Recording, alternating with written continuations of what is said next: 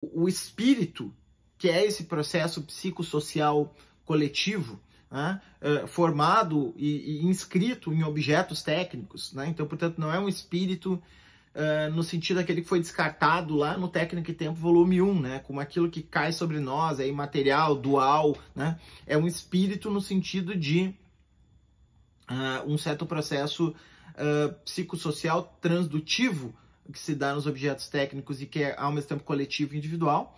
Esse espírito ele precisa investir em objetos infinitos, que são as ideias, para que, então, ele consiga se singularizar.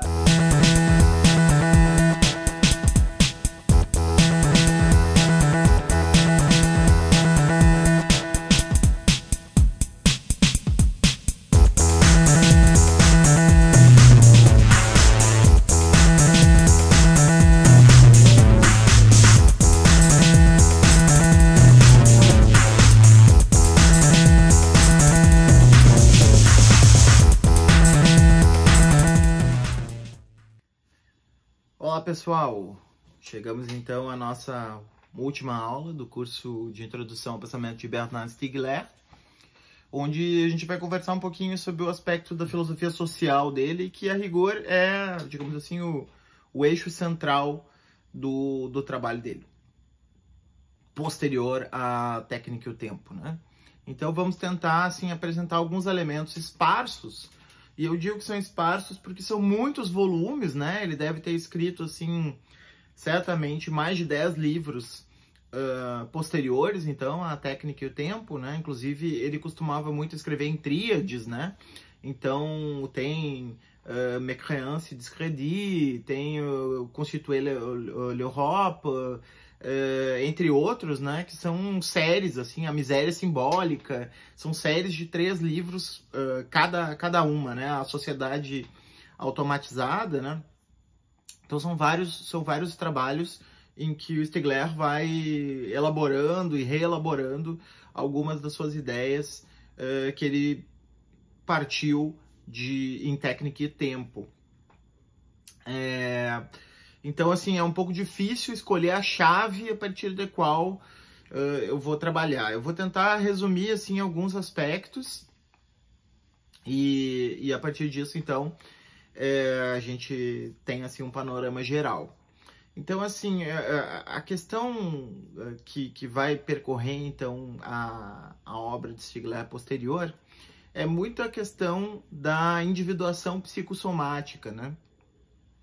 Isto é, como esse processo epifilogenético, né, que a gente trabalhou nas aulas anteriores, né, epifilogênese, né, filogênese, como vocês sabem, é a origem da espécie, né, e esse epi vem, então, da marca tecnológica, ou técnica, né, que Stiegler colocou, né, como na medida em que esse ser humano vai se formando mediante uma composição com objetos técnicos, né? Como nós vimos nas aulas anteriores, não existe processo de formação de um ethos sem também, paralelamente, uma tecne que vai, no qual esse ethos vai se inscrever, né? Portanto, é um processo transdutivo, né? Como nós vimos também com base no Stiegler, mas no Simondon, né? É um processo transdutivo no qual há uma co-constituição em que um elemento está em relação com o outro, né? Bom, o Stiegler, então, ele vai analisar como que isso se dá concretamente, né? Na sociedade contemporânea, e ele vai usar muito a chave da economia libidinal, que tem raiz freudiana, mas que atravessa, né, diversos autores, entre os quais, por exemplo, o Jean-François Lyotard, né, o próprio Gilles Deleuze e Félix Guattari, né, de certa maneira, desenvolveram uma teoria do desejo. E então o Stiegler vai analisar como se constitui essa nova economia libidinal desse capitalismo que a gente vive, também à luz de um certo enfoque de crítica da economia política, como eu destaquei para vocês em uma outra aula também, né, inspirada em Marx, tem até um livro sobre isso, mas considerando a questão técnica como uma questão central para qualquer crítica da economia política, né? Então, não há como pensar esses processos de exploração do capitalismo sem levar em consideração que eles estão inscritos em artefatos técnicos. E aí, então, a tese que vai percorrer, por exemplo, essa série, né, Mécréance et Discrédit, é a ideia de que esse processo de individuação psicossocial, que é um processo coletivo, ele está sendo proletarizado pelo devir técnico que a digitalização está produzindo, né? Porque o que caracteriza essa comunhão, né, entre uma matriz capitalista e um certo grupo de tecnologia é uma calculabilidade geral de tudo, né? Isto é, de certa maneira, aquele encurtamento que nós vimos no final da aula passada relacionado com o surgimento da fotografia e depois mais ainda com o cinema, né? Aquele curto-circuito em que o punctum, né? A différence, que é o indeterminado no coração do determinado, vai ficando cada vez mais estreita por causa desse tempo real, né? Desse tempo simultâneo, vai justamente produzindo esse encurtamento generalizado e com isso uma transformação de tudo em objeto de calculabilidade, né? Com isso as coisas vão perdendo a capacidade de se diferenciar. E isso no nível da individuação psicossocial, que é um processo transindividual, né? Isso vai acabar produzindo uma proletarização do espírito que gera uma perda de singularidade, né? Vamos tentar explicar isso mais lentamente, né? Então a gente tem uma economia política que, por meio do processo de digitalização, né, do processo numérique, né, como eles falam, né, esse processo de transformação tudo em numérico, vai produzir esse efeito de calculabilidade generalizada, né, que já é algo muito próprio do processo capitalista, mas que vai se acoplar, então, nessa nova tecnologia. Vai medir tudo por meio da calculabilidade, mas o desejo, né, esse é um ponto central para Stigler, mas o desejo, ele precisa fazer um investimento, e esse investimento tem que acontecer sobre ideias. Então aqui volta Platão, né? Vejam que o Platão, que de certa maneira no início aparece como um adversário, agora vai voltar como um aliado, né? Então o investimento psíquico, para ele ser saudável, ele precisa investir em ideias. Qual é a característica da ideia? A ideia, ela é um infinito. Exatamente por isso esse investimento ele não se destrói, né? Ele não se corrói. É diferente de quando eu invisto, por exemplo, em objetos, né? Quando eu invisto no consumo, né? Eu estou simplesmente ali sendo guiado, né, pelo marketing, pela publicidade, e imediatamente, na medida em que eu adquiro aquilo, meu desejo se destrói. Então, para Stigler, uma economia libidinal saudável seria uma economia libidinal em que nós fazemos os nossos investimentos em objetos infinitos, que são as ideias, né? Como, por exemplo, a ideia de justiça, né? Entre outras ideias. Daí que volta, então, o Platão, né? Então, o espírito, que é esse processo psicossocial coletivo, né? Formado e inscrito em objetos técnicos, né? Então, portanto, não é um espírito no sentido daquele que foi descartado lá no Técnica e Tempo, volume 1, né? Como aquilo que cai sobre nós, é imaterial, dual, né? É um espírito no sentido de um certo processo psicossocial transdutivo que se dá nos objetos técnicos e que é, ao mesmo tempo, coletivo e individual.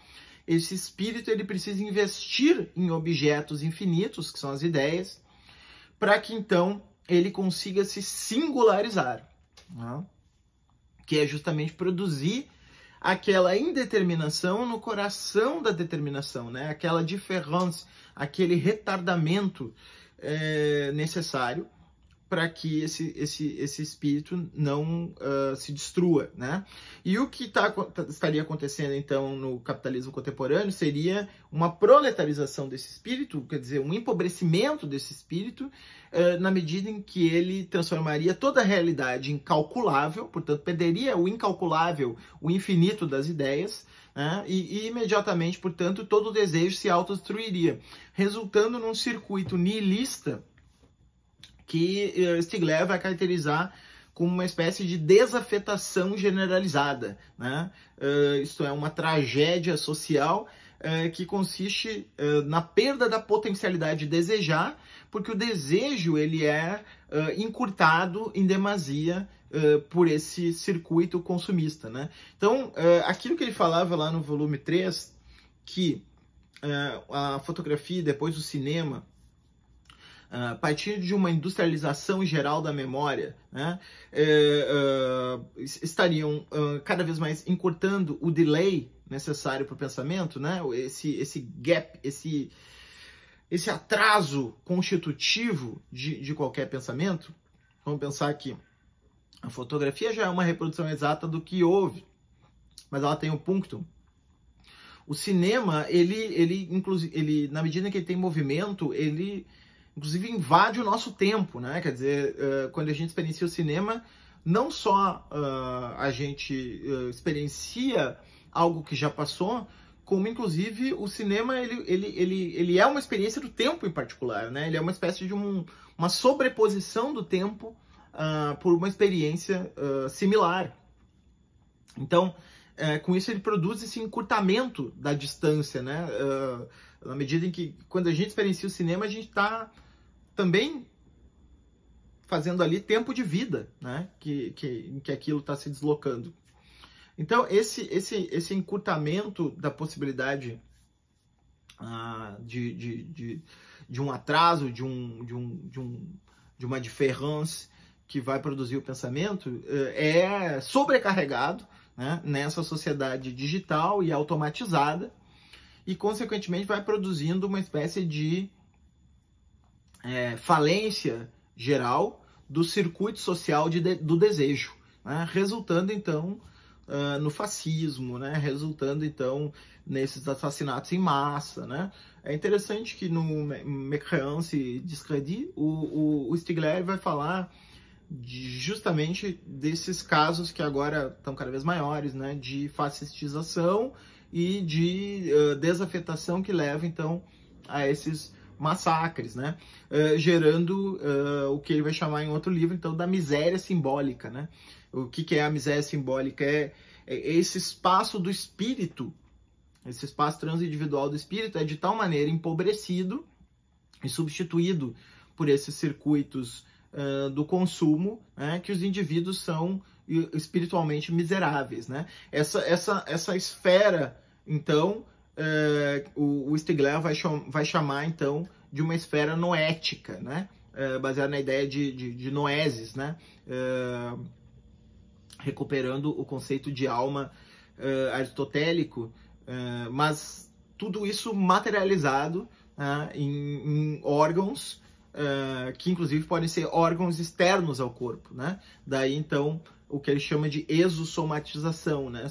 Que requerem, portanto, que a gente investigue esses exo-órgãos, ou a integração entre os órgãos internos e os externos, como uma organologia, né? Então, ele vai propor aí o que ele chama de uma organologia geral, né? Que é pensar, então, como esse processo de individuação social e psíquica vai se dar no interior de uma organologia geral em que os órgãos estão alguns dentro do corpo e outros fora, mas que tudo está em correlação.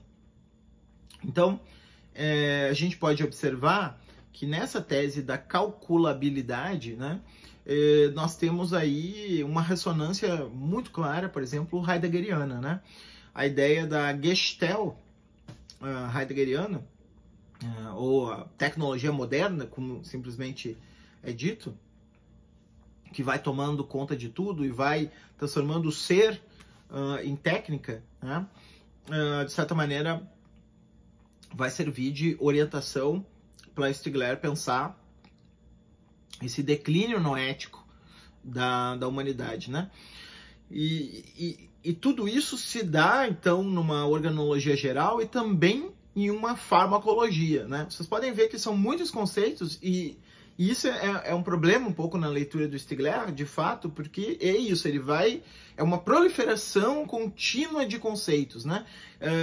Cada texto vai reabrindo os textos anteriores, reabrindo os conceitos, empilhando os conceitos, porque parece que o projeto dele era muito ambicioso e realmente tinha o intuito de refundar todo um vocabulário filosófico, né? Oferecer uma reconstrução de diversos termos filosóficos que abririam, então, todo um novo pensamento articulado a partir desse impensado da técnica.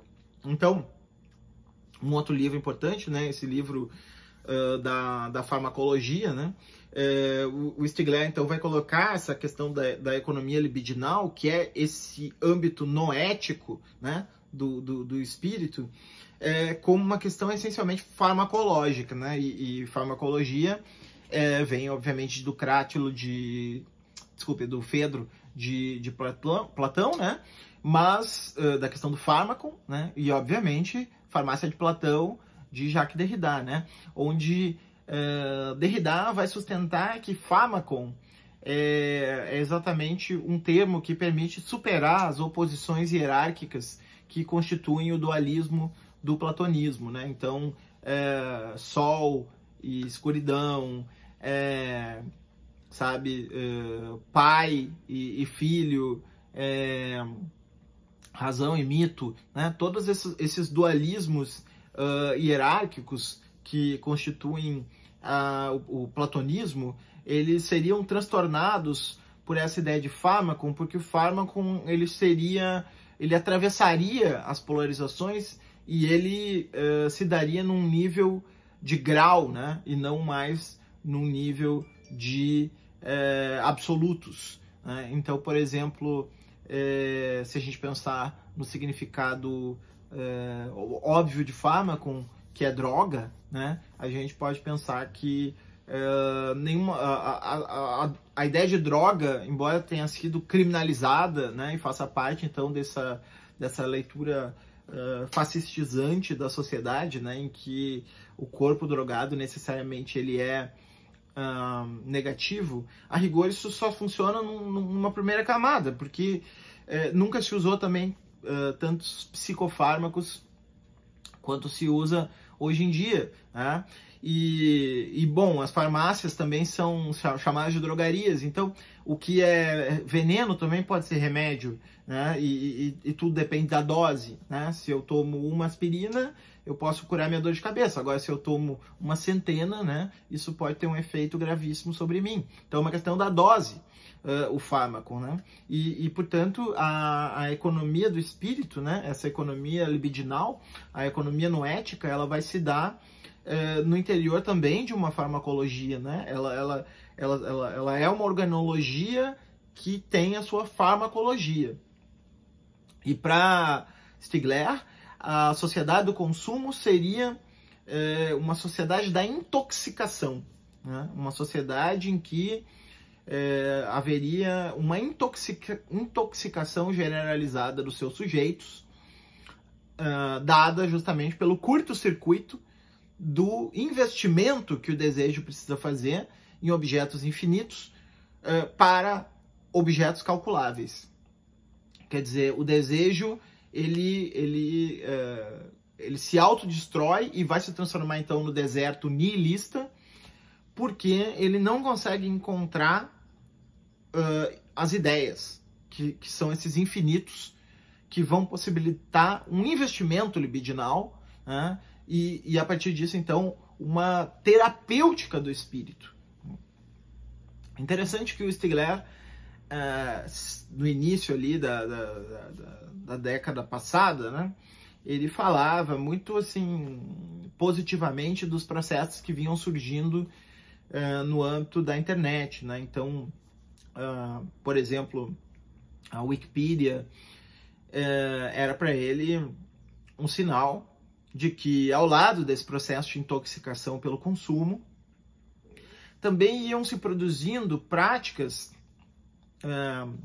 terapêuticas dentro dessa farmacologia do espírito, em que esse nous, né, esse espírito coletivo, ele ia se curando, digamos assim, dessa intoxicação mediante obras coletivas, né?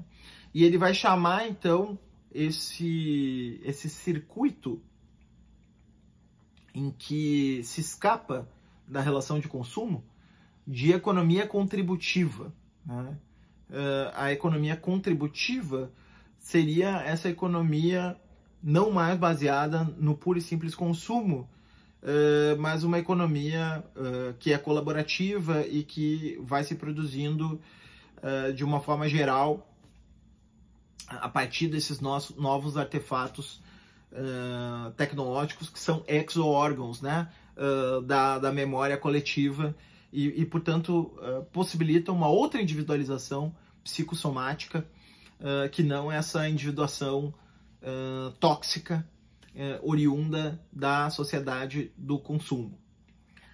Então, de certa maneira, e aí vão entrar outros elementos, como a educação, né?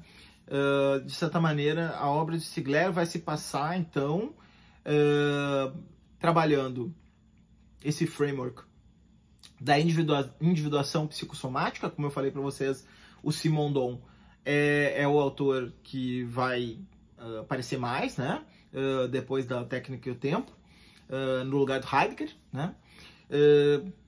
Então, ele vai trabalhar essa ideia de individuação psicossomática no interior de uma sociedade capitalista, onde essa individuação é sempre um processo transductivo de relação com órgãos exossomáticos, né? Portanto, dentro de uma organologia.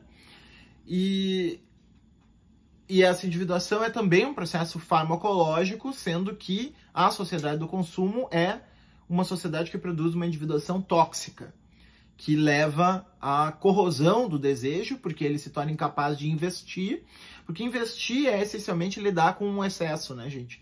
Então, na medida em que os objetos de consumo eles não dão um excesso, porque eles são finitos, eles são calculáveis, não há mais investimento. Com isso, há um curto-circuito e uma autodestruição dessa economia libidinal totalmente intoxicada. Para sair disso, então, seria necessário recuperar as ideias infinitas, né? As ideias ou o infinito, como uma forma de possibilitar esse investimento e, com isso, entrar em dinâmicas terapêuticas, né? Que possibilitem aí uma terapêutica do espírito, né? Que recupere, então, esse espírito. Então, acho que, assim, em linhas gerais, a filosofia de Stigler vai um pouco por aí. Eu vou então agora dedicar essa segunda parte para responder alguns comentários que foram feitos ao longo do curso e aí então nós encerramos. Então eu vou começar aqui pelo primeiro vídeo e o Lucas ele perguntou se eu vou falar do negantropoceno, né? Então essa questão do negantropoceno vai aparecer a partir do momento em que a questão ecológica vai se tornar decisiva, né? A partir da entrada do termo antropoceno, que na filosofia francesa já se tornou um debate incontornável. Então, o que seria esse negantropoceno? Seria basicamente a a negação, né, a anti-entropia do espírito, né? Para Stigler, o antropoceno seria, ou captaloceno, ele trata ambos como sinônimos, embora não sejam. Ele seria, então, a época em que o deserto do niilismo se confirmaria, né? O transhumanismo seria, digamos assim, a forma a partir da qual esse niilismo geral se manifestaria, porque o transhumanismo ele seria a negação do aspecto coletivo e solidário que caracteriza justamente o processo de individuação psicossocial. E esse niilismo materializado seria, então, o antropoceno ou captaloceno, né? A emergência de um deserto, né? Tal como Nietzsche caracterizava o niilismo. Então, negantropoceno seria mais ou menos uma espécie de uma resposta noética justamente desse espírito que quer reagir contra essa tendência a ser levada pelo niilismo, né? E aí, então, vão entrar aqueles elementos que eu trouxe para vocês antes, tá? O Aniel agradece e pergunta, elogia a série, né? E pergunta o que acha da tradução para o inglês. Eu concordo com o Saul Jacques quando ele diz que o Daniel Ross é um cara muito dedicado à obra de Stigler e portanto, dá para confiar bem nas traduções. O Isaac acha surreal essa necessidade de inscrição no tempo e remete ao Santo Agostinho, que de fato, né, é um pensador fundamental para a gente entender o tempo. O Chuck dá uma dica técnica e o Lucas faz uma pergunta ali sobre a morte do Stigler, que foi respondida nos comentários da aula 2. O Isaac pede o curso sobre o Malabu, virá algum dia? O Saul Jacques pergunta, ainda que técnica e tempo não aprofunde no tema da termodinâmica, mais para frente costuma ser mais frequente. Você acha que essa proposta de que temos que superar o pensamento mecânico em direção ao termodinâmico seria a chave para realmente termos as bases conceituais necessárias para compreender de forma sistêmica e dinâmica a crise contemporânea, muito caracterizada pela aceleração exponencial? É uma chave bastante fecunda, né? Muitos autores têm ido por aí. Por exemplo, o Marco Antônio Valentim, né? Ele, no seu pós-fácil ali do seu livro Extramundanidades sobre Natureza, vai um pouco por aí, né? Pensar em termos termodinâmicos o antropoceno. Eu acho que é uma proposta interessante, mas não sei responder se é por aí. Uma crítica que você esboçou foi do eurocentrismo. Você acha que nesse ponto talvez os trabalhos de Yuki Ruiz ao redor da cosmotécnica possam vir a contribuir e resolver essa limitação? Pois é. Então, isso é uma crítica que eu fiz numa palestra lá em João Pessoa, afirmando que no final essa ideia dos infinitos e das ideias e do espírito, né, que Stigler desenvolve, me parece extremamente eurocêntrica, né? E inclusive Stigler parece, de certa maneira, sempre voltar à fonte de algumas das discussões que Derrida faz, como, por exemplo, Husserl, Heidegger, Valéry, entre outros, né? Naquela discussão do declínio do espírito europeu, não como uma forma de ultrapassar o espírito europeu, como parece que Derrida levantava. Derrida sempre naquela posição de que é preciso afirmar o menos pior para ir em direção ao melhor, né? Nós não podemos simplesmente destruir e deixar o espaço vazio, né? Então, por exemplo, né, sei lá, vamos supor, os direitos humanos estão adstritos a uma metafísica humanista e portanto, excluem os animais e, portanto, são passíveis de crítica, sim, mas, por outro lado, entre a ausência de direitos humanos e a sua afirmação, nós precisamos afirmá-los. Então era um pouco assim que o Derrida via a questão da Europa. Não é que nós deveríamos ser eurocêntricos, nós deveríamos afirmar o que há de positivo nesse projeto para daí então saltar em direção a um outro tipo de projeto, né, que até em alguns momentos ele aproximou do cosmopolitismo, né, como por exemplo naquele livro Cosmopolitas do Mundo, Mais um Esforço. Já o Stigler me parece que tem um sentido um pouco restaurativo aqui, né, de certas dimensões da Europa que ficaram, digamos assim, vulgarizadas, né, ou destruídas mesmo pelo niilismo do capitalismo e da calculabilidade da técnica, né. E aí, então, esse desejo de retornar às origens gregas, né, a esse espírito voltado para as ideias infinitas, me parece bem problemático, né? Eurocêntrico seria a palavra mais leve que eu usaria para caracterizar isso. Então já fica aí uma crítica ao pensamento de Stigler.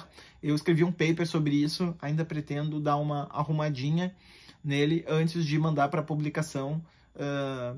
Quando eu publicar, eu aviso nas redes aí para quem me acompanha no Twitter, essas coisas. Ou academia.edu, esses lugares aí onde a gente coloca os nossos papers. Mas, aliás, acho que talvez no academia.edu eu tenha colocado o texto da conferência para quem quiser ver, né? É uma conferência sobre Derrida, Stigler e Malabou, né? Onde eu faço essa crítica ao conceito dele de espírito. E sobre o Yuki Hui, me parece que sim, é o objetivo do Yuki Hui justamente deseuropeizar, né? Não existe essa palavra, obviamente, né? Mas, digamos assim, tirar tirar o caráter eurocêntrico da obra de Stigler, usando esse conceito de técnica, mas pensando ele como conectado a uma certa cosmologia, né? Onde essa cosmologia não é só simplesmente uma cosmologia fisicalista, como é o caso da cosmologia no sentido da física, mas uma cosmologia no sentido de uma interpretação de mundo, onde valores morais e valores ontológicos não estão separados, né? E aí, portanto, o Yuki Hui vai tentar, então, mostrar que não existe um único paradigma da técnica que seria o paradigma europeu, né? Existiriam outras maneiras de levar a relação com a técnica e ele vai, então, buscar na China outra forma, né? Então, acho que, sim, a ideia de descolonizar a técnica é uma ideia que tá presente no Yuki Hui. Aliás, acho que semana que vem eu vou colocar um vídeo sobre o Yuki Hui, de introdução, para a gente começar a discutir isso. Por fim, o Charles coloca: a filosofia da técnica francesa é uma contribuição-chave no pensamento de Milton Santos. Bem interessante, né? Qual o lugar do espaço para Stigler? Realmente, o Stigler, ele pensa muito mais o tempo do que o espaço, e embora o espaço também seja um espaço técnico, né? Exossomatizado. Nesse ponto, ele é um pouco, assim, é uma espécie de transposição das categorias transcendentais do Kant, né? No mesmo sentido que na mesma forma que os artefatos técnicos são uma espécie de... funcionam como se fossem as categorias do transcendental kantiano, né? E, portanto, dão origem à experiência do tempo, também dão origem à experiência do espaço. Então, acho que se aplica para o espaço o mesmo raciocínio que ao tempo. Talvez naquela obra Sociedade Automatizada, haja ali, a partir do conceito de Smart City e outras dimensões por aí, haja uma chave para a gente compreender isso. E ele faz mais uma pergunta. Também no final do vídeo você falou da força do capital na produção e imposição da técnica. Pareceu que somos mais passivos, receptivos diante da técnica. Hoje fala-se muito de tecnologias sociais, essa produção da técnica dos de baixo. Ele concorda com a ontogênese de Simondon, parece que quando entramos no campo social as coisas ficam meio duais. Fala das análises sociais em geral, não especificamente em Stigler. Então, eu acho que o objetivo do Stigler era justamente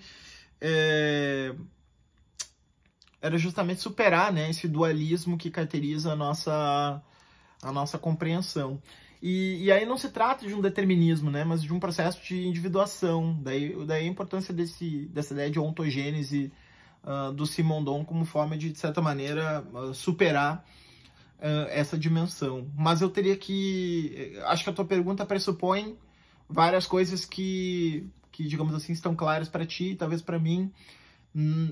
Simplesmente observando a pergunta, eu não consigo entender. Eu não consigo localizar exatamente a que referência se refere. Bom, então eu acho que é isso. Espero que tenha sido proveitoso para todo mundo essa introdução ao Stigler. É um convite apenas, né? Pode ter erros, pode ter enganos, né? Na maneira como eu coloquei.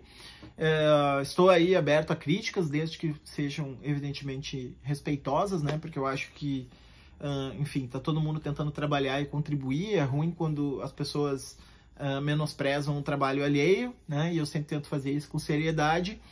Mas diálogos, críticas, né? Isso é extremamente positivo e, portanto, eu me coloco à disposição aí para a gente conversar mais sobre isso. Podem entrar em contato nas redes do Trans e comentar aqui embaixo no vídeo. A gente pode pensar em fazer talvez um encontro síncrono, né? Uma live, alguma coisa do gênero, para retirar dúvidas ou para conversar sobre outros assuntos. E nós vamos seguir nessa produção contínua de conteúdo, algumas coisas relacionadas com outros temas do transe, questão política, questão entre outras, né?